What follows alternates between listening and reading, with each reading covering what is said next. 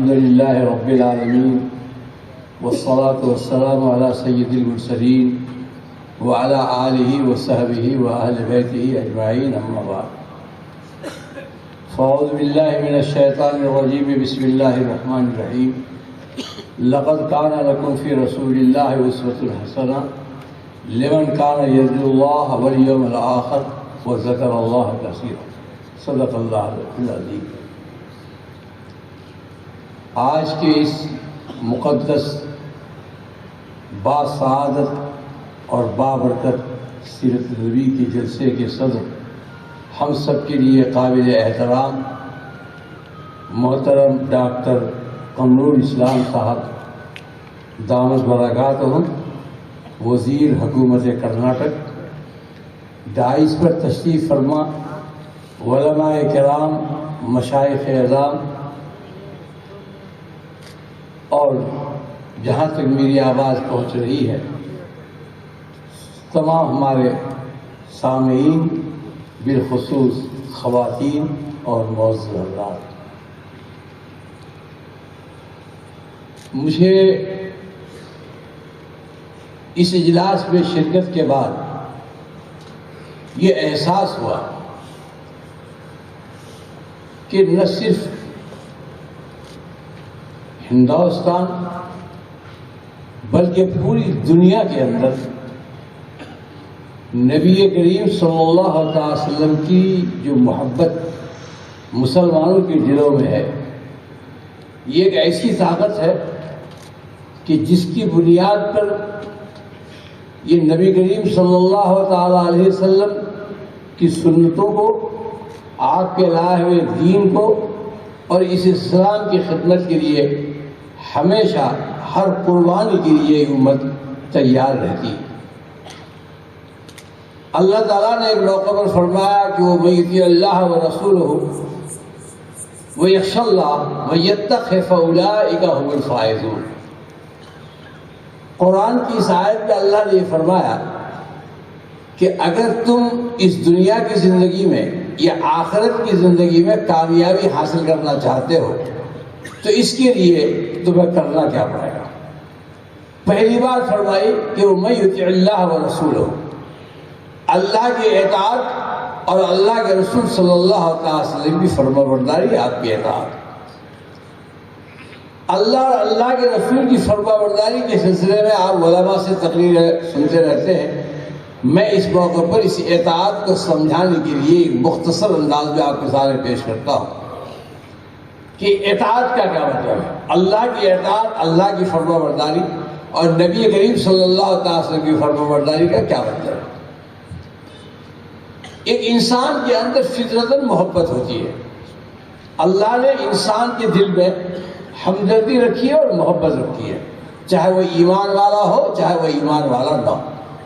انسان بحیثیت انسان کے ایسا ہے کہ جس انسان میں فطری محبت ہوتی ہے، وہ اپنے والد سے محبت کرتا ہے، اپنی ماں سے محبت کرتا ہے، اپنے بچوں سے محبت کرتا ہے، اپنے وحدہ سے محبت کرتا ہے، اپنے مال سے محبت کرتا ہے۔ یہ ایک ایسی چیز ہے کہ جو فطری محبت ہے، دنیا کا کوئی انسان بھی ایسا نہیں ہے کہ جس میں یہ محبت موجود نہ ہو۔ لیکن جب اللہ تعالیٰ اپنی مہربانی سے کسی انسان کو ایمان کی دولت سے نوازتے ہیں تو مومن ہو جانے کے بعد اب اسے ایک محبت وہ ہے کہ جس کو اختیار کرنا پڑتا۔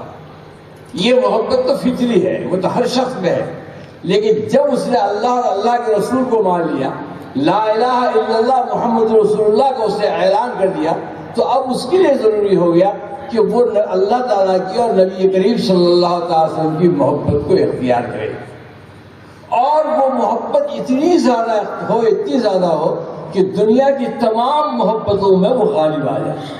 خود نبی کریم صلی اللہ علیہ وسلم نے فرمایا کہ لا یؤمن احدکم حتی اکون احب الیہ من ابیہ و ابنہ والناس اجمعین۔ تم میں سے کوئی شخص اس وقت تک مسلمان نہیں ہو سکتا، مومن نہیں ہو سکتا، جب تک کہ اس کے دل میں اس کے ماں، اس کے باپ، اس کے رشتہ دار، اس کا خاندان، اس کی دولت، اس کا مال، اس کا وحدہ، ان تمام محبتوں سے سب زیادہ محبت اگر اللہ اور اللہ کے رسول صلی اللہ علیہ وسلم کی کسی انسان کے دل میں نہ ہو تو وہ کبھی بھی مسلمان ہو ہی نہیں سکتا۔ لا یؤمن ہرگز ہرگز مسلمان نہیں ہو سکتا۔ اس کی دو مثال ہم کو سمجھنا چاہیے۔ میں اس حوالے سے بھی بات کر رہا ہوں جو ابھی قمر اسلام صاحب نے آپ کے سامنے نبی کریم صلی اللہ علیہ وسلم کے احانت کے حوالے سے جو قرارداد انہوں نے پیش کی ہے، اس کے حوالے سے میں آپ کو یہ بات کہنا چاہتا ہوں کہ ایسے موقع پر ہم کو اس بات کا اندازہ کرنا چاہیے کہ یہ محبت جو ہم اختیار کریں یہ محبت کس درجے کا ہو۔ اس کی دو مثال میں آپ کو دیتا ہوں۔ حضرت ابراہیم علیہ السلام سے تسلیم 96 سال کی عمر ہو گئی، اس وقت ان کی پہلی اولاد ہوئی، حضرت اسماعیل پیدا ہوئے حضرت ہاجرہ سے۔ پھر کئی مہینے کے بعد حضرت سارہ سے حضرت اسحاق بھی پیدا ہوئے، لیکن پہلی اولاد جو ان کو پیدا ہوئی 96 سال کی عمر میں پیدا ہوئی۔ انسان کی فطرت ہے کہ بڑھاپے میں اگر اولاد پیدا ہوتی ہے تو اس سے اس کو محبت زیادہ ہوتی ہے۔ حضرت اسماعیل سے بہت زیادہ محبت تھی، بچپن سے لے کر ان کے جو واقعات تھا آپ علماء سے سنتے رہتے، میں اس وقت ان تمام تفصیلات کو نہیں بتانا چاہتا، صرف یہ بتانا چاہتا ہوں کہ جب ان کی عمر تقریباً 13 سال کے قریب ہو گئی تو حضرت ابراہیم علیہ السلام نے خواب دیکھا۔ خواب میں یہ دیکھا کہ اللہ تعالیٰ ان سے یہ مطالبہ کر رہے ہیں کہ تم میرے لیے اپنے بیٹے کو ذبح کر دو۔ ایک خواب دیکھا حضرت ابراہیم علیہ السلام، ان کی سمجھ میں نہیں آیا، ایک طرف اللہ کی محبت ہے کہ اپنے بیٹے کو ان کے نام پر ذبح کر دیا جائے، لیکن دوسری طرف بیٹے کی محبت ہے کہ ایک باپ اپنے سے خود اپنے چاقو چلا کر اپنے بیٹے کو کیسے ذبح کرے گا۔ اس تردد کی وجہ سے وہ خاموش رہے۔ پھر کئی ہفتے کے بعد دوبارہ خواب دیکھا، پھر تیسری بار انہوں نے خواب دیکھا۔ جب تیسری بار خواب دیکھا تو ان کو یقین ہو گیا، اس لیے نبی کا خواب کبھی بھی جھوٹا نہیں ہو سکتا، نبی کا خواب سچا ہوتا ہے۔ حضرت ابراہیم نے یہ طے کر لیا کہ اللہ تعالیٰ مجھ سے یہ مطالبہ آپ کر رہے ہیں کہ میں اپنے بیٹے کو ان کے نام پر ذبح کروں۔ چنانچہ انہوں نے اپنے بیٹے سے تذکرہ کیا، بیٹا بھی ہونے والے پیغمبر تھے، انہوں نے جو ہی سنا تو انہوں نے یہ فرمایا کہ ففعل بما تؤمر، آپ کو انتظار کا ہے، جو حکم اللہ نے دیا آپ پر ڈالیے، آپ مجھے ذبح کریے، لے چلیے۔ البتہ ایسا کریے کہ جب مجھے آپ لٹائیں گے تو میری آنکھوں میں پٹی باندھ دیجیے، میرے ہاتھوں کو بھی باندھ دیجیے، اس لیے کہ جب جھک کر چاقو چلائیں گے تو ہو سکتا ہے کہ باپ بیٹی کی نظر جب ٹکرائے تو اس وقت آپ کا چاقو ہاتھ سے چھوٹ جائے، یا میں اٹھ کر بھاگ جاؤں، اور میرے ہاتھ اگر بڑھے ہوئے رہیں گے تو میں بھاگ نہیں سکتا، اور میری آنکھ میں پٹی ہوگی تو آپ کی آنکھ میری آنکھ سے ملے گی نہیں، اس لیے آرام سے آپ اس فریضے کو انجام دیں گے۔ چنانچہ حضرت ابراہیم علیہ السلام نے چاقو لیا اور اس کے بعد بیٹے کے گردن پر چلانا شروع کیا، لیکن وہ چاقو کاٹ نہیں رہا ہے۔ تھوڑی دیر میں آواز آئی، فصدقت الرؤیا، ابراہیم آپ کو جو خواب دکھایا گیا تھا وہ خواب آپ نے سچ کر کے دکھا دیا۔ پھر اللہ نے فرمایا لن ینال اللہ لحومها ولا دماؤها ولکن ینالہ التقوی منکم، ابراہیم مجھ کو تمہارے بیٹے کے خون یا گوشت کی ضرورت نہیں ہے، مجھ کو تو یہ چاہیے تھا کہ یہ دیکھنا تھا کہ تمہارے دل میں میرے لیے کتنی محبت ہے۔ نبی کریم صلی اللہ علیہ وسلم نے ہجرت فرمائی، اللہ کے حکم سے آپ نے مکہ کو چھوڑا اور مدینہ تشریف لائے۔ آپ کے چلے آنے کے بعد کچھ لوگ وہاں رہ گئے جو اس وقت آپ کے ساتھ نہیں آ سکتے تھے، اس میں حضرت ام سلمہ، حضرت سلمان فارسی، یہ وہ لوگ ہیں کہ جو وہاں رہ گئے، وہ نہیں آ سکے اس وقت۔ لیکن حضور صلی اللہ علیہ وسلم جب مدینہ تشریف لائے تو اب مکہ میں ان کے لیے کیا رہ گیا، ان کا جی نہیں لگتا تھا، وہ روز سوچتے تھے کہ کب ہم مدینہ چلے جائیں۔ اس درمیان میں آپ کو معلوم ہے کہ ہجرت سے 1 سال پہلے صلح حدیبیہ ہوئی تھی، اور اس صلح حدیبیہ میں حضور صلی اللہ علیہ وسلم نے آئیڈیلزم کے بجائے پریکٹیکلزم یعنی گویا عملی حل آپ نے قبول کیا تھا، تصوراتی حل کو آپ نے چھوڑا تھا، اور اس موقع پر جب معاہدہ آپ نے لکھا تو اس معاہدے کے اندر لکھا تھا کہ ما صالح محمد رسول اللہ، محاذہ ما صالح محمد رسول اللہ، یہ وہ معاہدہ ہے کہ جس کو محمد رسول اللہ نے لکھا ہے۔ تو قریش کا جو نمائندہ تھا اس نے یہ کہا کہ صاحب میں تو اس کو نہیں مانتا، اس لیے کہ آپ کا اور ہمارا جھگڑا تو اسی کا ہے کہ آپ یہ کہتے ہیں کہ میں اللہ کا رسول ہوں اور ہم یہ کہتے ہیں کہ اب اللہ کے رسول نہیں ہے، تو اس معاہدے پر اگر آپ محمد رسول اللہ لکھیں گے اور اس پر میں بھی دستخط کروں گا تو اس کا معنی ہے کہ میں آپ کو اللہ کا رسول تسلیم کر لوں گا، لیکن ہمارا آپ کا جھگڑا کیا رہا، اس لیے آپ اس کو رسول اللہ کو نکالیے اور اس میں محمد بن عبداللہ لکھیے۔ حضرت علی کرم اللہ وجہ کو آپ نے حکم دیا، حضرت علی کرم اللہ وجہ فرمایا کہ میری یہ طاقت نہیں ہے کہ آپ کے نام کو میں مٹاؤں۔ پھر نبی کریم صلی اللہ علیہ وسلم نے خود اس کو مٹایا، اور محض اس لیے مٹایا کہ اگر ہم اس کو اس وقت عمل نہیں کرتے ہیں تو معاملہ آگے کا طے نہیں ہوگا، چونکہ اس کے بعد ہی مکہ فتح ہونے والا تھا، اور اسی صلح کے بعد سورہ فتح نازل ہوئی جس کے اندر بتایا گیا کہ اس کے بعد فتح عظیم آنے والا ہے، اور چنانچہ اس مصالحت کے بعد اس معاہدہ کے اندر کچھ چیزیں ایسی تھی جو ایسی کی گئی تھی کہ جس کو مان لیا گیا تھا۔ اس میں یہ بھی ایک دفعہ تھی کہ اگر مکہ کی کوئی دولت مدینہ آ جائے تو مدینہ کو واپس کرنا پڑے گا، مدینہ کے لوگوں کو۔ مکہ کی کوئی لڑکی اگر مدینہ آ جائے تو مدینہ والوں کو واپس کرنا پڑے گا، لیکن مدینہ کی کوئی لڑکی یا مدینہ کی دولت مکہ چلا جائے تو ان کو واپس کرنا نہیں پڑے گا۔ یہ اس معاہدہ کے اندر طے ہوا تھا۔ حضرت سلمان فارسی رضی اللہ تعالیٰ عنہ زندگی بھر کپڑا کی تجارت کر کے اپنی زندگی گزارتے تھے۔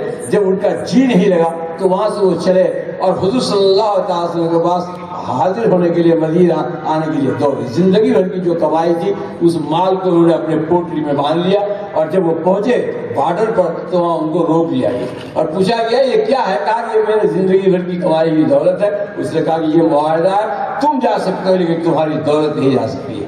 ایک طرف حضور صلی اللہ علیہ وسلم کی محبت ہے جو ان کو مدینہ کی طرف کھینچ رہی ہے، اور ایک طرف زندگی بھر کی کمائی ہے، مال جو پوری زندگی کا سرمایہ ہوتا ہے۔ یہ بہت عجیب بات ہے، حباً جمع کا لفظ قرآن نے صرف مال کے لیے استعمال کیا، اولاد کے لیے بھی استعمال نہیں کیا، مال کے لیے قرآن میں حباً جمع کا استعمال ہوا کہ مال سے ایسی محبت ہوتی ہے آدمی کو کہ اگر اس کی زندگی بھر کی کمائی چلے جائے تو کوئی پاگل ہو جاتا ہے، ہارٹ فیل ہو جاتا ہے اس کو۔ حباً جمع کا استعمال ہوا، تو اس لیے حضور صلی اللہ علیہ وسلم کی محبت ایک طرف کھینچ رہی ہے اور ایک طرف وہ مال کی محبت کھینچ رہی ہے۔ یہی مومن کا امتحان ہے، اور اسی میں اگر امتحان وہ کامیاب ہو گیا تو وہ کامیاب ہو جاتا ہے۔ حضرت سلمان فارسی کامیاب ہو گئے، جو زندگی بھر کی کمائی تھی وہ پوٹلی اس کے منہ پر مارا اور دوڑتے ہوئے آپ مدینہ کی طرف چلے گئے۔ یہ ہے محبت، بہت نازک مسئلہ ہے نبی کریم صلی اللہ علیہ وسلم کی محبت کا۔ آپ اعتکاف کے نفل اعتکاف میں بیٹھے ہوئے تھے مسجد نبوی میں، حضرت ام سلمہ اور حضرت صفیہ جو آپ کی اہلیہ محترمہ امہات المومنین ہیں، یہ دونوں ملنے کے لیے آئے، اور وہاں چونکہ نفل جب اعتکاف ہوتا ہے تو اس میں گھر کی خواتین مسجد میں ملنے کے لیے آ سکتی ہیں۔ حضور صلی اللہ علیہ وسلم سے ملنے کے لیے گئی، اور یہاں تک کہ سورج غروب ہونے لگا، مغرب کا وقت ہو گیا۔ مغرب کی نماز کے بعد آپ نے ان کو روانہ کیا، تو دونوں کو جو روانہ کر رہے تھے تو دونوں بیویاں تھی آپ کی، آپ نے دونوں کے پیٹھ پر ہاتھ رکھا تھا، روانہ کر رہے تھے۔ ٹھیک اسی وقت انصار کے دو لڑکے سامنے سے آ گئے، اور انہوں نے اس حالت میں آپ کو دیکھا تو آپ کی طرف نگاہ اٹھا کر دیکھا۔ حضور صلی اللہ علیہ وسلم نے فوراً ان کو دونوں بچوں کو بلایا اور بلا کر کے یہ فرمایا کہ یہ میری بیوی ام سلمہ ہے، یہ میری بیوی صفیہ ہے۔ یہ حضور صلی اللہ علیہ وسلم نے یہ بات کیوں بتائی؟ آپ پر کوئی شک کر سکتا ہے کیا؟ آج حضور صلی اللہ علیہ وسلم پر کیچڑ اچھالا جاتا ہے تو پوری دنیا کے مسلمان بے چین ہیں، کیا صحابہ کو کوئی شک ہو سکتا تھا آپ پر؟ یہ بات نہیں ہے، بلکہ حضور صلی اللہ علیہ وسلم کو یہ محسوس ہوا کہ اگر خدا نخواستہ اس کے دل میں کوئی بات آ جائے تو میری محبت نکلے گی، تو محبت کے ساتھ ساتھ اس کا ایمان بھی نکل جائے گا۔ حضور صلی اللہ علیہ وسلم کی محبت بہت نازک ہے۔ جب خدا نخواستہ کسی بد نصیب، بد شقی القلب اور بد نصیب انسان کے دل سے حضور صلی اللہ علیہ وسلم کی محبت نکلنے لگتی ہے تو محبت کے ساتھ ساتھ ایمان بھی نکلتا ہے، اور جب پوری محبت نکل جاتی ہے تو پھر پورا ایمان بھی نکل جاتا ہے۔ اللہ تعالیٰ اس سے محفوظ فرمائے۔ یہ اصل میں ہمارے لیے اصل مسئلہ ہے۔ اس لیے نبی کریم صلی اللہ علیہ وسلم کی شان میں کسی طرح کی گستاخی تو ہم برداشت کر ہی نہیں کر سکتے۔ جو جان مانگو تو جان دیں گے، جو مال مانگو تو مال دیں گے، مگر نہ ہم سے ہو سکے گا کہ نبی کا جاہ و جلال دیں۔ یہ میں پورے ملک کو کہہ رہا ہوں، اور میں حکومتوں کو کہہ رہا ہوں، اور اس ملک کے حکمرانوں کو کہہ رہا ہوں کہ جو لوگ اس موقع پر خاموشی اختیار کیے ہوئے ہیں، بجائے اس کے کہ ایسے لوگوں کو سزا دیا جائے، وہ لوگ جو ختم نبوت کی مخالفت کر رہے ہیں ان کے اجلاس کے اندر ہمارا پرائم منسٹر پیغام بھیج رہا ہے۔ قادیانیوں کا جن کے بارے میں پوری دنیا کے مسلمانوں نے طے کر دیا ہے کہ وہ اسلام سے خالی ہے، ان کے اجلاس کے اندر ہمارا پرائم منسٹر جو آج کا ہے ان کے اجلاس میں پیغام بھیج رہا ہے، اور ایک شخص جو مسلمانوں کے دلوں کو مجروح کر رہا ہے۔ میرے لیے حضور صلی اللہ علیہ وسلم کی پیدائش سب سے خوشی کا موقع ہے، اور حضور کی وفات سب سے ہمارے لیے غم کا موقع ہے۔ اس سے بڑی خوشی کوئی نہیں ہے، اس سے بڑا غم ہمارے لیے کوئی نہیں۔ اس لیے حضور صلی اللہ علیہ وسلم کی اگر کہیں پر سے بھی کوئی توہین کرتا ہے تو ہم کسی حال میں بھی برداشت نہیں کریں گے. اس لیے ہم پوری قوت کے ساتھ اس قرارداد کا سے اتفاق کرتے ہیں اور ہم یہ چاہتے ہیں کہ پارلیمنٹ کے اندر اس کے سلسلے میں ضرور قانون بنایا جائے. یہ بات اٹھے گی، یہ بات اٹھائی جائے گی اور یہ بات بڑھائی جائے گی. اگر آج کوئی یہاں پر یہ بتا رہا ہے کہ بولنے کی آزادی ہے، آزادی بولنے کی آزادی کا یہ معنی نہیں ہے کہ آپ اس آزادی کے اندر کسی کی دل شکنی کریں یا کسی کی توہین کریں. ہم تو وہ لوگ ہیں کہ جو سب کا احترام ہم کرتے ہیں، ہم سب کا احترام کرتے ہیں. آج ہم اگر 24 تاریخ کو میلاد النبی کا خوشی منا رہے ہیں، کل میرے ایک پیغمبر کا پھر کل کرسمس ہے، عیسیٰ علیہ السلام کی بھی پیدائش ہے. ہم تو جب ایمان لاتے ہیں تو اپنے تمام نبیوں پر ایمان لاتے ہیں اور پہلی تمام کتابوں پر ایمان لاتے ہیں. اگر ہم تمام نبیوں پر ایمان نہ لائیں اور پہلی تمام کتابوں پر ایمان نہ لائیں تو ہم مومن نہیں ہو سکتے. اس لیے ہم تو سب کا احترام کرتے ہیں.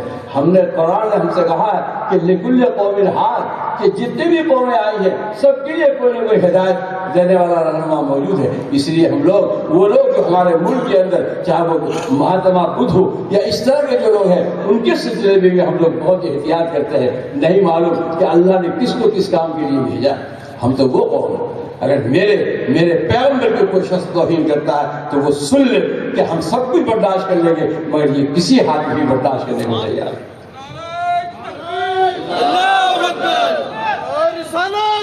میں اس موقع پر آپ کو ایک بات اور بتانا چاہتا ہوں کہ ہم کو ان تمام چیزوں کے لیے ہم کو نبی کریم صلی اللہ علیہ وسلم کی سیرت کو اپنے زندگی میں داخل کرنا چاہیے. میں نے ایک آیت تلاوت کی تھی کہ لقد کان لکم فی رسول اللہ اسوۃ حسنہ. اللہ تعالیٰ نے یہ فرمایا ہے کہ نبی کریم صلی اللہ علیہ وسلم کی زندگی ہمارے لیے عملی نمونہ ہے. عملی نمونہ ہمارے نبی کریم صلی اللہ علیہ وسلم کی زندگی ہوگی کیسے ہوگی؟ 3 باتیں قرآن نے کہی، 3 باتیں کہی. لقد کان لکم فی رسول اللہ اسوۃ حسنہ. کیا بات؟ پہلی بات لمن کان یرجو اللہ. ایک مسلمان کو ایسا ہونا چاہیے، اس کو اپنے اللہ پر ایسا یقین ہونا چاہیے کہ اپنی تمام معارضوں اور تمنا اور تمام خواہشات کا اگر منتہا کوئی ذات ہو تو اللہ کی ذات ہے. ایک مسلمان کو یہ یقین ہوتا ہے. یہی اس مسلمان کا کمال ہے. وہ یقین کے سامنے وہ نہیں جھکتا ہے. جب یہ یقین پیدا ہوتا ہے تو دنیا کی بڑی بڑی طاقت بھی اس کے سامنے آ جائے تو کہیں سے نہ وہ جھکتا ہے نہ کہیں سے وہ بکتا ہے. جس کے اندر خدا کا یقین آ جائے گا وہ نہ کہیں جھکے گا اور نہ کہیں بکے گا. ایک مومن کی خاصیت ہے کہ اللہ کے سلسلے میں اس کے دماغ دل میں لمن کان یرجو اللہ، وہ اپنی تمام خوشی اور غم سب کا مرجع اس کا اللہ ہو جائے. اگر کسی سے محبت کرتا ہے تو اللہ کے لیے محبت کرتا ہے اور کسی سے اگر دشمنی کرتا ہے تو اللہ کے لیے دشمنی. ہم کو کسی سے محبت نہیں، اگر محبت اس لیے ہے کہ وہ اللہ والا ہے، اللہ کے احکام کی تعمیل کرتا ہے تو اس وجہ سے یہ یقین ہونا چاہیے. دوسرا یہ ہے کہ والیوم الآخر. ایک مسلمان کا ایک انقلابی تصور ہے کہ وہ آخرت پر اس کا یقین ہوتا ہے کہ جو کچھ بھی ہم عمل کریں ان تمام کا ہم کو قیامت کے دن حساب کتاب دینا پڑے گا. ابھی حضرت شیخ الحدیث صاحب آپ کے سامنے تفصیل سے بتا رہے تھے کہ 500 سال تک حساب و کتاب ہوگا اور پھر 500 سال جو حضور صلی اللہ علیہ وسلم کا ذکر ہوگا. تو وہ کوئی بھی مسلمان ایسا نہیں ہے کہ جس کو جا کے وہاں اپنے اعمال کا حساب کتاب نہیں دینا. اگر میں آج MP کے عہدے پر ہوں تو مجھ کو اس بات کا یقین ہونا چاہیے کہ مجھ کو قیامت کے دن صرف نماز کا حساب نہیں لینا ہے بلکہ MP ہونے کی حیثیت سے جو ذمہ داری میری ہے اور جو فنڈ میرے پاس آ رہا ہے مجھے اس فنڈ کا بھی ایک ایک پیسے کا حساب کر اللہ کے یہاں دینا ہو. یہ یقین ہونا چاہیے. اگر یہ یقین کسی کے اندر ہے تو یہ ایک ایسا انقلابی تصور ہے کہ اس کو انسان کو اس یہ یقین برائی سے بچائے. یہ میرے نبی کریم صلی اللہ علیہ وسلم کی سیرت کو اگر ہم عملی نمونہ بنانا چاہتے ہیں تو یہ ہونا چاہیے. تیسرا ہے کہ ذکر اللہ کثیرا، زیادہ کثرت سے ہم اللہ کا ذکر کریں. اللہ کے ذکر کا معنی یہ ہے کہ ہم اتنا ذکر کریں کہ ہم کو یہ محسوس ہو جائے کہ ہم جہاں بھی جائیں تو کوئی چاہے دیکھے نہ دیکھے مجھ کو میرا خدا ضرور نظر آ جائے. قرآن نبی کریم صلی اللہ علیہ وسلم تعبد اللہ کأنک تراہ فإن لم یکن تراہ فإنہ یراک. تم اللہ کی عبادت اس طرح کرو گویا کہ تم خدا کو دیکھ رہے ہو. جب ہم رکعت باندھتے ہیں یہ کوئی معمولی چیز نماز نہیں ہے، بہت اہم چیز ہے. تو جب تم نماز کے لیے کھڑے ہو جاؤ اور تحریمہ مان لو تو تم کو یقین ہونا چاہیے کہ تعبد اللہ کی عبادت کر رہے ہو کأنک تراہ، گویا کہ تم خدا کو دیکھ رہے ہو، تم خدا کے سامنے ہو۔ فإن لم يكن تراہ، اگر دنیا میں ان آنکھوں سے تم خدا کو نہیں دیکھ سکتے، اور ہم یہاں نہیں دیکھ سکتے اللہ کو، تو فإن لم تكن تراہ، اگر تم نہیں دیکھ سکتے تو تم کو یہ یقین ہونا چاہیے کہ تم اگرچہ خدا کو نہیں دیکھ رہے لیکن خدا تم کو دیکھ رہا ہے۔ اگر یہ تصور کسی مسلمان کا یقین ہو جائے، یہ یقین آ جائے، یہی وجہ ہے کہ جب ایک مسلمان نماز پڑھتا ہے اور نماز کے اندر جب وہ سجدے میں جاتا ہے اور سجدے میں جب اپنی پیشانی کو خدا کے سامنے رگڑتا ہے اور اپنی ناتوانائی اور اپنی عبدیت کا، اپنی غلام ہونے کا اللہ کے سامنے وہ اظہار کرتا ہے، تو وہ وقت ایسا ہوتا ہے کہ اللہ کا نور جو عرش سے چلتا ہے اور عرش سے چل کر بیت المعمور پہ پہنچتا ہے جو پہلے آسمان میں ہے، فرشتوں کا خانہ کعبہ وہاں پہنچتا ہے، اور بیت المعمور سے پھر وہ خانہ کعبہ میں پہنچتا ہے، کیونکہ وہ نور اللہ کا خانہ کعبہ میں پہنچتا ہے، اس لیے اس کا نام بیت اللہ ہے، اور پھر بیت اللہ سے چلتا ہے اور دنیا میں جتنی مسجدیں ہیں ان تمام مسجدوں میں وہ نور پہنچتا ہے، اور جب کسی مسجد میں ایک مومن اللہ کے سامنے سر رگڑ رہا ہے اور سجدے میں ہے، جب وہ نور پہنچتا ہے تو وہ نور اس مومن کے دل میں داخل ہوتا ہے، اور جب وہ نور اس مومن کے دل میں داخل ہوتا ہے تو رسول اللہ صلی اللہ علیہ وسلم کہ اس مومن کا دل عرش اللہ بن جاتا ہے۔ اگر خانہ کعبہ بیت اللہ ہے تو اس کا دل عرش اللہ بن جاتا ہے۔ یہ وہ قوت ہے، ایک مومن کی یہ قوت ہے، ایک مومن کی یہ قوت ہے، اور یہی وہ قوت ہے کہ 1500 سال کی تاریخ کے اندر جو شکست و ریخت کی یا عروج و زوال کی ہماری تاریخ رہی ہے، جب جب بھی یہ ایمان کی قوت اور یقین کی قوت ہمارے دل میں رہی ہے، اور جب تک ہمارے پاس کردار کی طاقت رہی ہے تو ہم جھکے نہیں ہیں، اور جب بھی اس طاقت سے ہم کو محرومی ہوئی ہے تو دین کی طرح لوگوں نے ہم کو پھینکا ہے اور یہاں سے وہاں تک بھگا دیا۔ اس لیے ہم کو سوچنا چاہیے کہ ہم ایک ذمہ دار امت ہیں۔ اس روئے زمین پر اگر آج ہم سے آپ پوچھیں کہ اس روئے زمین پر زندہ قوم کون ہے تو میں پوری قوت سے کہوں گا کہ اس روئے زمین پر زندہ قوم آپ ہیں۔ آج 700 کروڑ انسان اس دنیا میں ہیں، 700 کروڑ انسان اس پوری دنیا میں ہیں۔ ان 700 کروڑ انسانوں میں سے 150 کروڑ آپ صاحب ایمان، کلمہ طیبہ کی بنیاد پر۔ یہی کلمہ طیبہ کی بنیاد ہے جس نے آج آپ کو یہاں جوڑ دیا، ہر جگہ جوڑتے ہیں، اور اسی میں ہم اتحاد قائم کرتے ہیں کلمہ طیبہ کی بنیاد پر، کہ کلمہ طیبہ والے آج 150 کروڑ پوری دنیا میں۔ آپ یاد رکھیے کہ میرا پیغمبر وہ ہے کہ جو آخری نبی ہے، میرا پیغمبر وہ ہے کہ جو دنیا کے تمام انسانوں کا نبی ہے، میرا پیغمبر وہ ہے کہ انسانوں کے علاوہ جنات کا ہی پیغمبر ہے، میرا پیغمبر وہ ہے کہ انہوں نے پردہ فرما لیا مگر ان کی سنت اور جو کتاب اللہ نے ان پر نازل کی ہے قیامت تک یہ دونوں ہماری رہنمائی کے لیے موجود ہیں۔ اس لیے نبی کریم صلی اللہ علیہ وسلم نے جب اللہ نے آپ کو فرمایا یا ایھا الرسول بلغ ما انزل الیک من ربک، اے پیغمبر آپ کے رب نے جو کچھ اتارا ہے آپ دنیا کے تمام انسانوں کو پہنچائیے، تو آپ نے تمام انسانوں کو پہنچایا۔ کتنی مصیبتیں اٹھائی، کتنے معاملات آئے، ان تمام کے اندر آپ نے دیکھا کہ اگر کسی نے کوئی دشمنی بھی کی تو آپ نے اس میں جائزہ لیا اور دیکھا کہ اگر امکان ہے کام کرنے کا، میں اس واقعہ کو نہیں بھلا سکتا۔ آپ بھی اس واقعے کو جانتے ہوں گے کہ سن 1090 میں جب حضرت ابو طالب کا انتقال ہوا، 1090 میں حضرت ابو طالب کا انتقال ہو گیا۔ حضور صلی اللہ علیہ وسلم کے زمانے میں قبائلی نظام تھا، قبائلی نظام میں دعوت کا کام کرنے کے لیے، اللہ کے پیغام کو پہنچانے کے لیے قبیلے کے سردار کی اجازت ضروری ہوتی تھی۔ حضرت ابو طالب آپ کے بہت ہمدرد تھے، بہت ہمدرد تھے، اور ان کی وجہ سے آپ کو یہ اجازت حاصل تھی، آپ پورے مکہ میں اور علاقے میں گھوم کر اللہ کے پیغام کو پہنچاتے تھے۔ یہ قرآن کیا ہے؟ یہ اللہ کا پیغام انسانیت کے نام ہے۔ حضور صلی اللہ علیہ وسلم صرف مسلمانوں کے نبی نہیں ہے، وما ارسلناک الا رحمۃ للعالمین، وہ پوری دنیا کے لیے، دونوں عالم کے لیے وہ رحمت بنا کر بھیجے گئے، وہ سب کا پیغمبر ہے۔ اس بات کو واضح کر لیجیے کہ آج اگر 700 کروڑ انسان دنیا میں ہیں تو نبی کریم صلی اللہ علیہ وسلم کی امت یہ 700 کروڑ ہے، اس میں سے 150 کروڑ وہ ہے جن کو ایمان نصیب ہوا ہے، یہ امت اجابت ہے، اور 450 کروڑ جو آج ایمان سے محروم ہے وہ امت دعوت ہے۔ یہ امت اجابت جو 150 کروڑ ہے جن کے پاس یہ ایمان ہے، ان کی ذمہ داری ہے کہ اللہ کے اس پیغام کو دنیا کے 450 کروڑ انسانوں تک پہنچائے۔ یہ ذمہ داری ہے، یہ سادہ سی امت آپ نہیں ہے۔ آپ کو نبی کریم صلی اللہ علیہ وسلم نے اس وقت جب آپ نے پوری زندگی اس دعوت کے کام کا انجام دیا تو آخری میں جب حجۃ الوداع ہوا، آپ کی پیدا فرمانے سے 2 مہینہ پہلے آپ نے حج کیا، وہی آپ کا پہلا حج تھا اور آخری حج تھا۔ اس حجۃ الوداع کے موقع پر آپ نے ایک لمبی تقریر کی جس کو ہم ڈکلیریشن کہہ سکتے ہیں، ایک منشور تھا، اعلانیہ تھا پوری دنیا انسانیت کے لیے۔ اس میں تمام چیزوں کا ذکر کیا تھا، انسانوں کی اونچ نیچ مساوات کا ذکر آیا، اس کے اندر غلاموں کا، کمزوروں کا ذکر آیا، خواتین کا ذکر آیا۔ نبی کریم صلی اللہ علیہ وسلم نے خاص طور پر خواتین کا اور جو ماتحت کام کرنے والے ہمارے مزدور غلام ہیں، نوکر ہیں، ان سب کا آپ نے خاص طور پر ذکر کیا۔ اس تقریر کے بعد آپ نے تمام لوگ 1,24,000 صحابہ اس وقت آپ کے ساتھ موجود تھے عرفات کے میدان میں۔ آپ کی وہ تقریر 18 منٹ کی تقریر ہے۔ آپ نے اپنی زندگی میں جتنی تقریریں کی ہیں، میں تمام تقریروں کو جمع کیا ہوں، میں تمام تقریروں کو گہرائی سے مطالعہ کیا۔ مجھے بہت اللہ کا کلام، اللہ کے رسول صلی اللہ علیہ وسلم کی زبان سے جو کچھ نکلتا ہے وہ اللہ ہی کا کلام ہوتا ہے، اللہ کا کلام ہوتا ہے۔ حدیث بھی اللہ کی وحی ہے اور قرآن بھی اللہ کی وحی ہے۔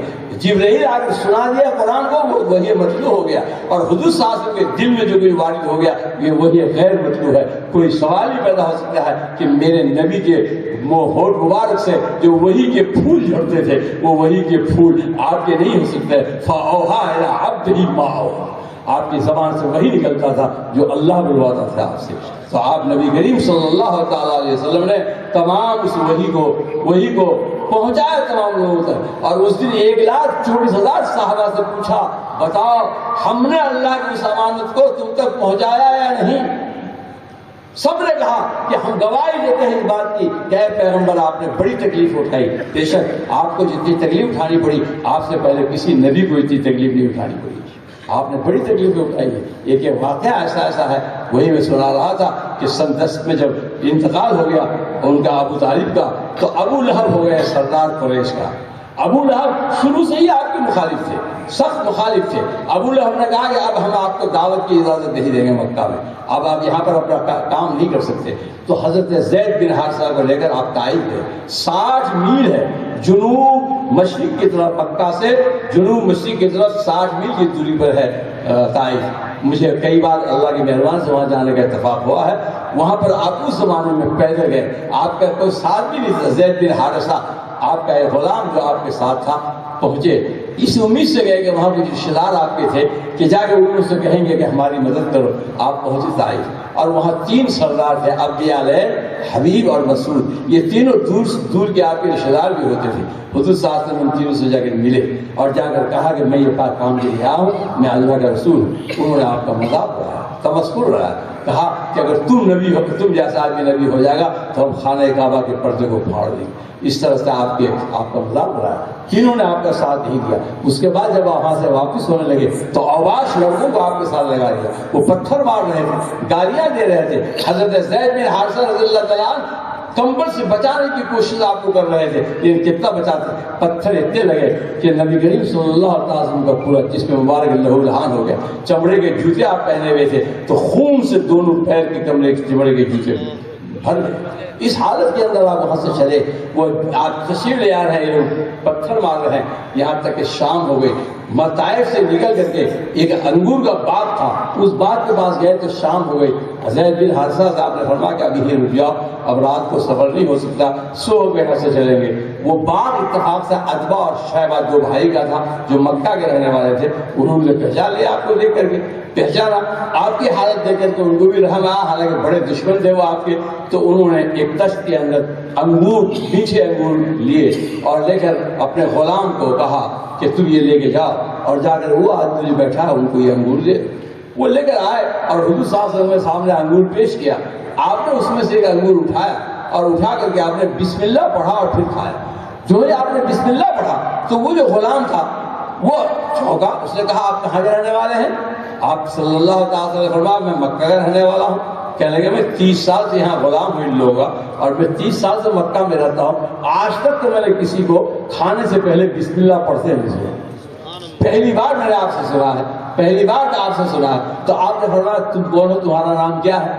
تو اس نے کہا میرا نام اداس ہے۔ تم کہاں کے کون ہو؟ تو کہنے لگے میں نصرانی ہوں، یعنی عیسائی ہوں۔ تم کہاں کے رہنے والے ہو؟ اس نے کہا کہ میں نینوا کا رہنے والا ہوں، عراق کے اندر جو نینوا ہے، نینوا کا رہنے والا ہوں۔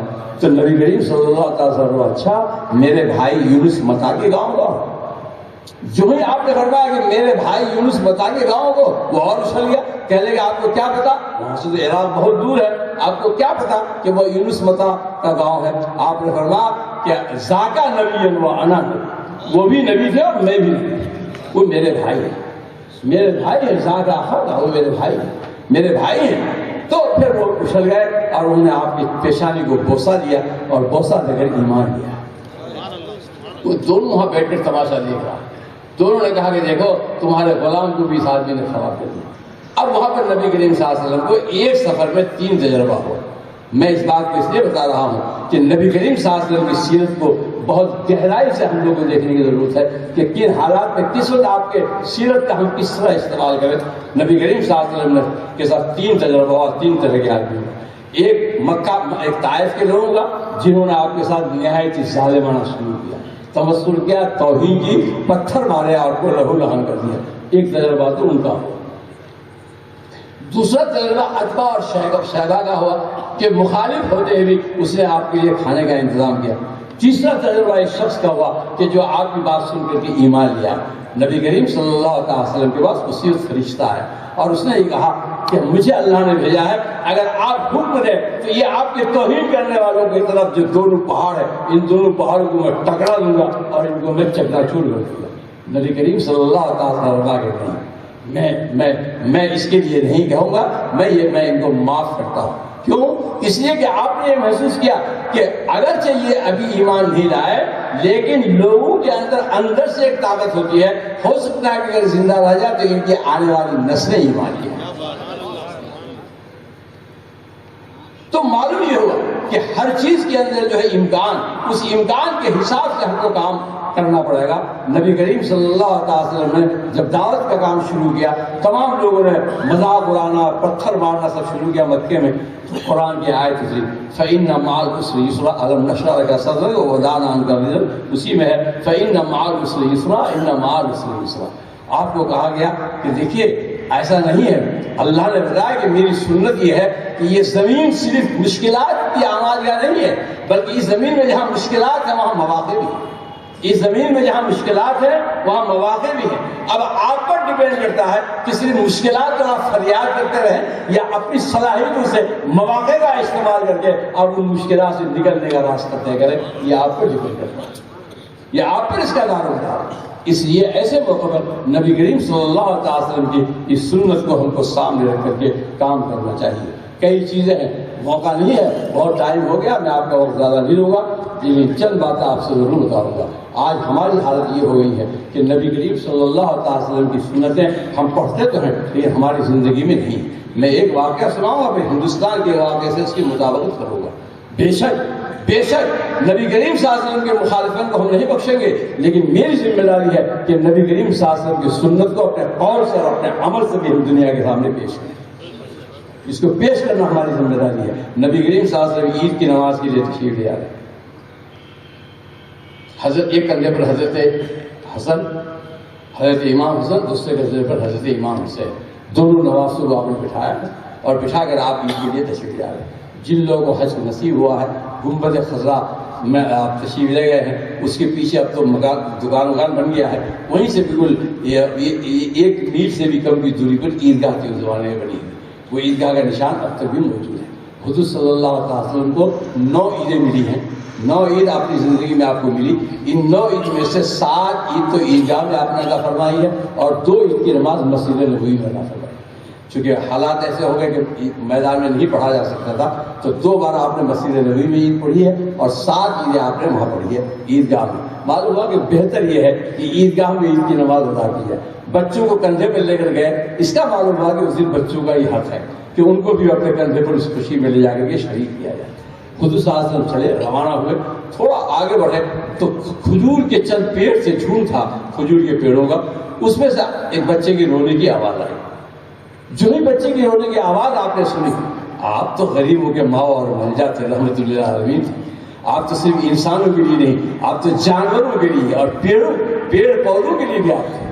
آپ گزرتے تھے تو وہ اونٹ بلبلاتا تھا آپ کے سامنے، رونے لگتا تھا، آپ سمجھ جاتے تھے کہ اس کا مالک اس کے ساتھ اچھا ظلم نہیں کیا ہے، تو آپ تلاش کرتے تھے اس کے مالک کو، اور معلوم ہوتا تھا کہ بھوکا رکھا ہے۔ آپ گزرتے تھے کہ کوئی پیڑ سوکھا ہوا ملتا تھا تو آپ بتاتے تھے کہ یہ پیڑ اس بات کا حقدار ہے کہ اس میں پانی ڈالا ہے۔ یہ آپ کی رحمت اتنی وسیع تھی کہ جو پیڑ تک بھی پہنچی ہوئی تھی اور جو جانور تک بھی پہنچی ہوئی تھی، صرف انسانوں تک نہیں تھی۔ نبی کریم صلی اللہ تعالیٰ علیہ وسلم نے اس بچے کی رونے کی آواز سنی تو ایسے جیسے آپ کو شوق لگ گیا، آپ نے دونوں نواسوں کو زمین پر کھڑا کیا اور تیز قدموں سے پڑھے کھجور کی ڈھونڈ کے وہاں پہنچے تو دیکھا کہ یہ لڑکا جو بے لباس تقریباً ہے اور یہ کھجور کے پیڑ کو پکڑے ہوئے اور زار و بتار ہو رہا ہے۔ آپ تشریف لے گئے اور جا کر اس کو مخاطب ہے، اس کو کیا معلوم کہ جو مخاطب ہو رہا ہے وہ رحمت للعالمین ہے، غریبوں کا ماں اور میدان، عرب ہے۔ عرب تو فصیح اللسان ہوتا ہے، وہ ہم لوگ کو عجب کہتے ہیں، کہ ہم سب گونگے ہیں، انہیں کو بولنا آتا ہے۔ عورتیں ہو یا مرد یا بچے، بڑے وہ فصیح اللسان ہوتے ہیں۔ اس بچے نے کہا جا اپنی عید کر، مجھے چھوڑ دے، میری ماں مر گئی چند دن پہلے اور میرا باپ مر گیا، میرے لیے کچھ نہیں ہے، میرے لیے کچھ نہیں ہے، میری کوئی عید نہیں ہے، اس لیے میں رو رہا ہوں، آپ جائیے اپنی عید کے لیے۔ حضور صلی اللہ علیہ وسلم اس بچے کو اٹھایا اور اٹھا کر سینے سے لگایا۔ آپ نے ایک پیغام قیامت تک کے لیے اس امت کو دیا، اس کو سینے سے لگایا اور لگا کر آپ نے فرمایا انا ولی لمن لا ولی، میں اس کا ہوں جس کا دنیا میں کوئی نہیں۔ انا ولی من لا ولی، میں اس کا ہوں جس کا دنیا میں کوئی نہیں۔ آج اس امت کے ہر فرد کو اس پیغام کو اپنے سامنے رکھنا چاہیے۔ اگر اس کو ہم رکھتے اور اس پر ہم عمل کرتے تو آج آگرہ والا واقعہ پیش نہیں آتا۔ میں آپ کو بتانا چاہتا ہوں، محسوس کریے ان چیزوں۔ آج جو آگرہ میں واقعہ پیش آیا اور آپ نے سب ٹی وی پر بڑے 2 مہینے تک آپ دیکھتے رہے سارے تماشے کہ کیسے 60 خاندان کے 300 افراد ایمان تبدیل کیا، خون میں شریک ہوا اور جا کر کے وہاں ٹیکا لگایا اور پھر ایمان اس نے بدلا، پھر اللہ نے ان کو توفیق دی، پھر آگے یہ سارے آپ نے تماشے دیکھے۔ آپ نے کبھی غور کیا؟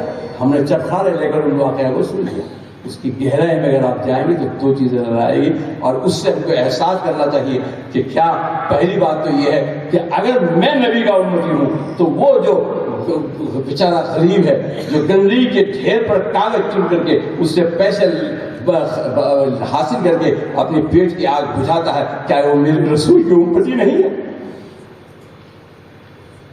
درد آج میرے میں نہیں ہے۔ ہم آج اس لائق بھی نہیں ہیں کہ اگر ہم اعلان کریں کہ ہم میں سے کتنے ہیں جو رات کو سوتے وقت عشاء سے پہلے اپنے محلے میں جائزہ لے لیتا ہے کہ میرے محلے میں آج کتنی بیوہ ہیں جو بے خائص ہو گئی اور کتنے غریب ہیں جو بے خائص ہو گئے۔ کون ہم میں سے کون ہاتھ اٹھا سکتا ہے؟ نبی کریم صلی اللہ علیہ وسلم نے فرمایا تھا انا ولی من لا ولی لہ، میں اس کا ہوں جس کا کوئی نہیں ہے۔ وہ ان کا کیا ہوا؟ وہ بیچارے وہ اتنے غریب تھے کہ صبح نکلتے تھے گندگی کے ڈھیر میں، کاغذ چنتے تھے، شام تک کاغذ چن کر لا کر بیچتے تھے، اور بیچ کر جو کچھ راشن ملتا تھا رات کو پکاتے تھے، اور پھر صبح جو کچھ بچا کچا ہوتا تھا کھاتے تھے، اور پھر عورتیں بچے سب جا کر گندگی کے ڈھیر میں کاغذ چنتے رہتے تھے۔ جب ان کو بلا کر انہوں نے کہا کہ اگر تم ہمارے ہون میں شریک ہو جاؤ اور یہاں تمہارے تقریب میں شریک ہو جاؤ اور ہمارے ساتھ منتر پڑھ لو تو ہم تم کو راشن کارڈ دیں۔ راشن کارڈ ان کے لیے یوں سمجھے کہ زندگی کا ایک نئی راہ ان کے لیے کھل گئی۔ انہوں نے سوچا کہ ہم روز گندگی کے ڈھیر پر سے کاغذ چنتے ہیں، اب ہم کو راشن کارڈ مل گیا، مجھ کو گندگی کے ڈھیر میں جانا نہیں پڑے گا۔ انہوں نے راشن کارڈ دے دیا، چونکہ وہ بالکل جاہل تھے، ان کو پتہ ہی نہیں ہے، ان کو پتہ ہی نہیں تھا کہ ایمان کی کیا قیمت ہے اور راشن کارڈ کی کیا قیمت ہے۔ اگر اس کا پتہ ان کو نہیں تھا تو اس کا ذمہ دار کون ہے؟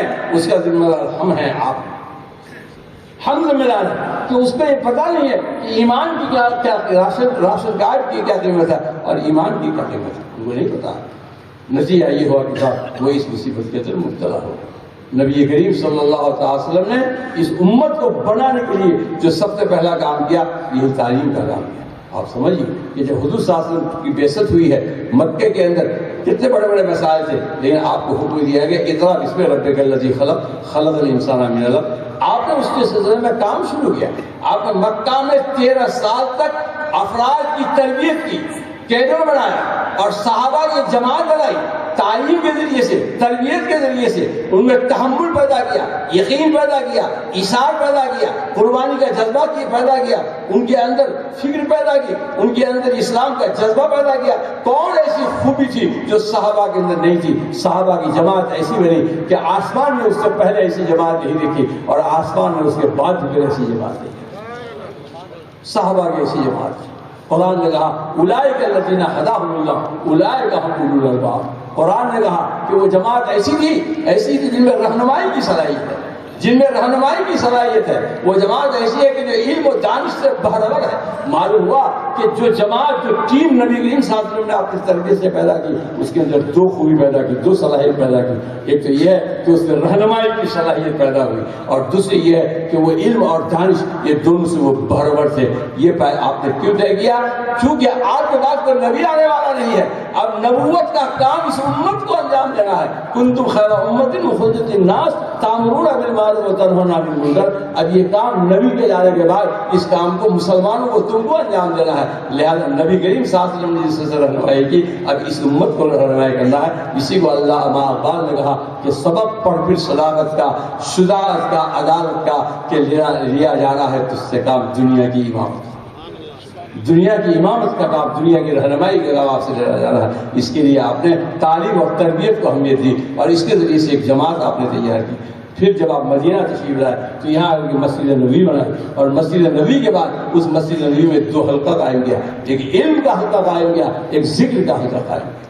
ایک علم کا اور ذکر کا۔ ایک بات میں واضح طور پر کہہ دوں کہ قوم کی قیادت کرنے کے لیے دماغ کا طاقتور ہونا اور ضمیر کا روشن ہونا دونوں ضروری۔ اگر صرف دماغ طاقتور ہو علم کی قوت سے اور ضمیر آپ کا گندا ہو تو آپ قوم کی رہنمائی نہیں کر سکتے۔ قوم کی رہنمائی کے لیے ضمیر کا روشن ہونا بھی ضروری ہے اور اس دماغ کا طاقتور ہونا بھی ضروری ہے۔ دماغ طاقتور ہوگا علم اور دانش کے ذریعے سے، اور ضمیر روشن ہوگا تصوف اور تزکیہ کے ذریعے سے۔ اس لیے مدرسہ اور خانقاہ یہ دونوں کا جوڑ، اس کے بغیر امت کے افراد کو ہم تیار نہیں کر سکتے۔ اگر ہم علم دیتے ہیں، اسی لیے حضور صلی اللہ علیہ وسلم کے بارے میں خدا نے فرمایا هو الذی بعث فی الأمیین رسولا منہم یتلو علیہم آیاتہ ویزکیہم ویعلمہم الکتاب والحکمہ۔ تین ذمہ داری آپ کی بتائی گئی کہ منصب نبوت کی تین ذمہ داری ہے۔ یتلو علیہم آیاتہ، نظام تعلیم قائم کی، یتلو علیہم آیاتہ، نظام تعلیم قائم کیے اور تعلیم کو آپ عام کیجیے، ویزکیہم، اور قلب کا تزکیہ کریے۔ خانقاہ میں جو کام ہم کرتے ہیں تصوف کا، تزکیہ کر لیجیے۔ وَيُعَلِّمُهُمُ الْكِتَابَ وَالْحِکْمَةَ، اور لوگوں کو شریعت کے رموز بتائیے، حکمت بتائیے۔ نماز کیا ہے؟ یہ علم ہے۔ نماز کیوں ہے؟ یہ حکمت ہے۔ ایک مسلمان کو یہ معلوم ہونا چاہیے کہ نماز کیا ہے، یہ تو علم ہو گیا، اور یہ نماز کیوں ہے، یہ حکمت ہے۔ اگر ایک مسلمان کو کیوں ہے نماز معلوم نہیں ہوگا تو نماز کی اہمیت کا اس کو علم نہیں ہوگا۔ اس لیے ایک مسلمان کے لیے ضروری ہے کہ یہ دین کی بنیادی تعلیم کو وہ حاصل کرے۔ اس لیے حضور صلی اللہ علیہ وسلم نے یہ کہہ دیا کہ دین کی جو ابتدائی تعلیم ہے ہر مسلمان کے لیے فرض عین ہے۔ جیسے 5 وقت کی نماز فرض عین ہے، ایسی یہ تعلیم بھی فرض عین ہے، جس میں توحید ہے، رسالت ہے، آخرت ہے، معاشرت ہے، حلال اور حرام ہے۔ یہ 5 چیزیں ایسی ہیں کہ جن کا ہر مسلمان مرد اور عورت کے لیے جاننا ضروری ہے۔ نبی کریم صلی اللہ علیہ وسلم نے اس کا نظام مکتب صفا سے شروع کیا، اور اپنی زندگی میں آپ کی حیات مبارکہ میں 6 مسجد نبوی کے علاوہ 6 مسجد مدینہ میں بن چکی تھی۔ آپ نے ان تمام 6 مسجدوں کے اندر تعلیم کا نظام، نیٹ ورک قائم کیا۔ آج ہم کو پتہ نہیں ہے، آج جو سرو شکشا ابھیان ہماری حکومت چلا رہی ہے ہندوستان کی، یو پی اے سرکار نے شروع کیا تھا، اب بھی چل رہا۔ یہ سمجھ رہے ہیں کہ سرو شکشا ابھیان تمام لوگوں کو تعلیم دے رہے، یہ ہمارا کام ہے۔ یہ نبی کریم صلی اللہ علیہ وسلم نے تعلیم کے میدان میں 3 انقلاب پیدا کیا۔ سب سے پہلا انقلاب آپ نے یہ پیدا کیا کہ آپ نے ہر ایک کے لیے تعلیم کو لازم کیا۔ طلب العلم فریضۃ، ہر ایک پر علم کا حاصل کرنا فرض ہے۔ آپ نے سرو شکشا ابھیان کا آج سے 1500 سال پہلے اعلان کیا، چنانچہ نظام قائم کر کے اس کے اندر تمام لوگوں کو پڑھانے کا انتظام کیا۔ دوسرا، آپ نے لڑکیوں کو، عورتوں کو پڑھانے کا آپ نے انقلابی قدم اٹھایا۔ آپ نے عورتوں کی تعلیم کے لیے الگ سے انتظام کیا پہلے، اور باقاعدہ وہاں جا کر خود آپ نے وہاں پر تعلیم دی۔ تیسرا، ایڈلٹ ایجوکیشن، بالغوں کی تعلیم کا آپ نے انتظام کیا، اور یہ تمام نیٹ ورک آپ نے مدینہ کی مسجدوں میں قائم کیا۔ اور نتیجہ یہ ہوا کہ اس کے ذریعے سے 500 سال تک پوری دنیا میں نظام قائم رہا. ہندوستان میں آپ عمرانیات کی پوری تاریخ پڑھ لو, پوری تاریخ عمرانیات کے پڑھ لو. 490 سال تک ہندوستان میں, جو اس وقت شروع ہوا کیرالہ سے, پہلی مسجد کالی گڑھ میں بنی, وہاں پر مکتب قائم ہوا, پھر کارو منڈل کا علاقہ آیا تمل ناڈو میں, پھر اس کے بعد اڑیسہ اور بنگال کا حصہ آیا, پھر بہار اور یو پی, اور یہاں تک کہ کراچی کے ویل کے علاقے تک 490 سال میں مسلمانوں کی بستیاں بسی. اور جتنی مسلمانوں کی بستیاں بسی, ہر بستی میں پہلے مسجد بنائی گئی اور اس مسجد کے ذریعے نظام تعلیم قائم کیا گیا. اور اس کے نتیجے میں کوئی بھی مسلمان مرد اور عورت ایسا نہیں تھا کہ جنہوں نے جو علم سے واقف ہو. لیکن بدقسمتی یہ ہے کہ مسلمان اس سے دور ہوئے, اور آج اتنی دوری ہماری ہے. آج جبکہ ہمارے سامنے چیلنج ہے, آپ اس کو محسوس کیجیے. میں آپ کو مایوس کرنے کے لیے نہیں کہہ رہا ہوں, کسی چیز کا علم نہ ہو تو آپ کو اس کا احساس نہیں ہوگا. کسی بھی کام کرنے کے لیے فرسٹ انفارمیشن, پہلے آپ کو معلومات ہونی چاہیے, پھر کوآرڈینیشن ہونا چاہیے, پھر کوآپریشن ہونا چاہیے, پھر انیشیٹو لینا چاہیے کہ جو کام زیادہ ضروری ہے اس کے لیے آپ کو قدم اٹھانا چاہیے, فوراً اٹھانا چاہیے. یہ نبی کریم صلی اللہ علیہ وسلم کی سیرت کے حوالے سے یہ 4 چیزیں ہمیں کام کرنے کے لیے ملتی ہیں. نبی کریم صلی اللہ علیہ وسلم نے نظام قائم کیا تھا اور اس کے ذریعے سے تعلیم عام کیا تھا. ہم دور ہوئے. آج ہندوستان میں ہماری حالت یہ کہ ہندوستان میں 100 میں سے 4 بچہ ہمارا قرآن پڑھ رہا ہے.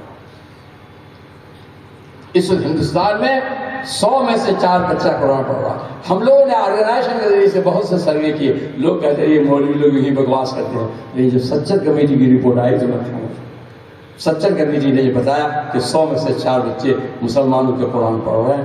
ہمارا 100 میں سے 52% بچے اسکولوں میں پڑھ رہے ہیں. اور وہ بچے جو ہمارے اسکولوں میں پڑھ رہے ہیں ان کے ایمان اور عقیدے کی حفاظت کا کوئی نیٹ ورک ہمارے پاس ہے. یہ ہمارا ایک چیلنج ہے. ہم ایسے وقت کے اندر گزر رہے ہیں کہ آج تعلیم کو بھگوا کرن کرنے کی پوری کوشش کی جا رہی ہے. آپ دیکھ رہے ہیں کہ آہستہ آہستہ گیتا کو اور اس طرح کے مذہبی کتابوں کو نصاب کے اندر داخل کرنے کی کوشش کی جا رہی ہے. اور سورج نمسکار اور طرح طرح کی ان تمام چیزوں سے ہم نہیں واقف ہیں. سورج نمسکار کبھی بھی مسلمان نہیں کر سکتا. بابا کے دوہل میں کہتا ہوں, مسلمان اس کو نہیں کر سکتا. جب یہاں پر یوگا ہوا اور جب اس میں پرائم منسٹر نے یوگا کیا, اس زمانے میں ایک دن پہلے ایک پریس کانفرنس ہوئی, وہ پوری دنیا میں لائیو دکھایا جا رہا تھا. ہم ہی میں سے کوئی مولوی وہاں چلے گئے اور انہوں نے یہاں کہا کہ سورج نمسکار تو قرآن سے ثابت ہے. سلام ہی حتی مطلع الفجر. نعوذ باللہ, یہ قرآن جو آیت ہے یہ سورہ قدر کی آخری آیت ہے.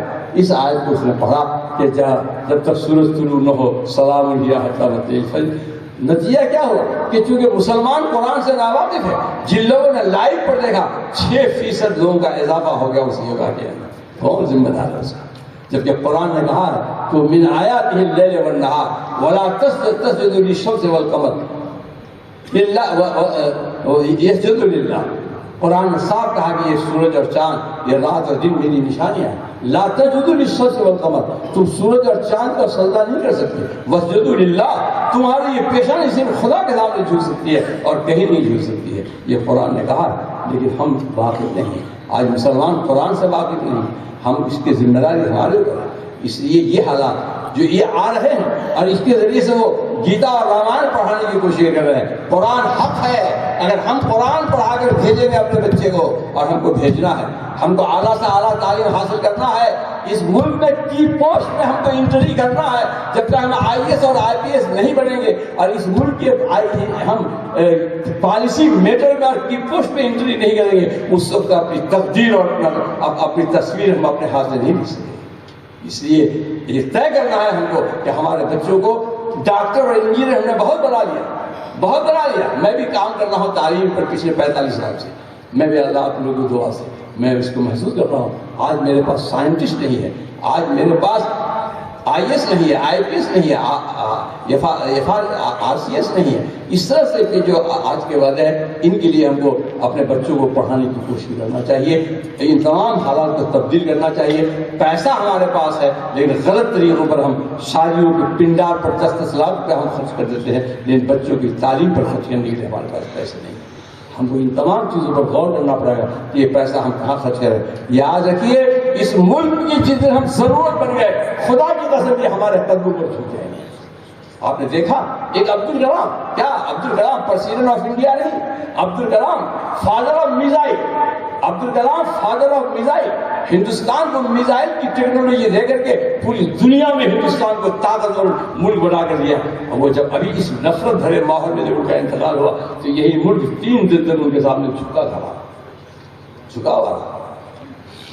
ہم کو جہاں وہ پہلو ہے، گورنمنٹ جو ہمارے ساتھ ڈسکریمنیشن کر رہی ہے، امتیاز کر رہی ہے، ہم اس کے لیے بھی لڑیں گے، لیکن اس کے ساتھ لڑنے کے ساتھ ساتھ ہم کو اپنی صلاحیت بھی بڑھانی پڑے گی. جس دن ہم کسی فیلڈ کے اندر اپنے آپ کو ہم ثابت کر دیں گے اور اس ملک کی جس دن ہم ضرورت بن جائیں گے تو دیکھنا کہ یہ لوگ جو آج ہمارے قتل کا سامان کر رہے ہیں یہ ہمارے سامنے جھک جائیں گے. اس وجہ سے نبی کریم صلی اللہ علیہ وسلم نے مکہ کے ان مشکل حالات کے اندر جو حالات مشکل آتے ہیں تو اسی وقت انسان بنتا ہے. یہ بات یاد رکھیں، آپ لوگ بہت پڑھے لکھے لوگ اس پہ ہوں گے. پوری تاریخ 25,000 سال کی انسانی تاریخ مرتب ہے. 25,000 سال کی انسانی تاریخ مرتب ہے. آپ پڑھ سکتے ہیں، میں نے پڑھا ہے، آپ پڑھیے.